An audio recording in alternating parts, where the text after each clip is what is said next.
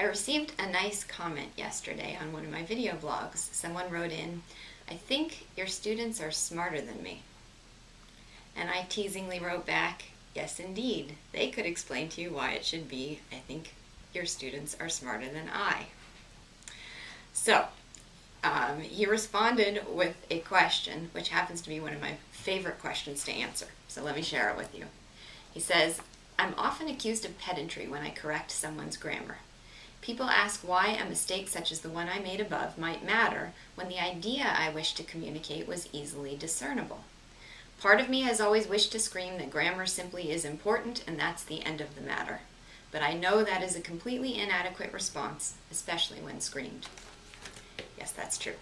So what is the proper response? Well, it turns out that this happens to be the very example I use when explaining the importance of grammar.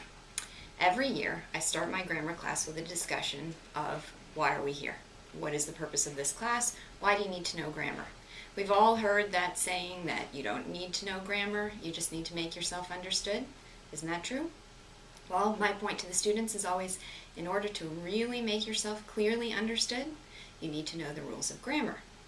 And this is the example I give to illustrate the point, an example taken from Rex Barks, a wonderful book on diagramming sentences by Phyllis Davenport. And the example that Phyllis Davenport gives in the book is this.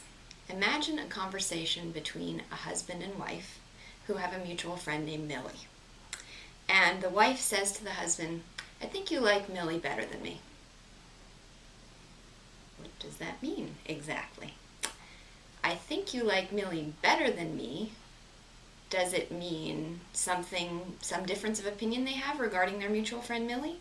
Or does it suggest that there's a very serious problem in their marriage that they need to face? Well, as it turns out, I think you like Millie better than me means I think you like Millie better than you like me. That's a big problem. I think you like Millie better than I would mean I think you like Millie better than I do. So here's a dramatic, important example of what can happen, what ambiguity can result as a consequence of not knowing a rule of grammar. The rule here concerns elliptical clauses.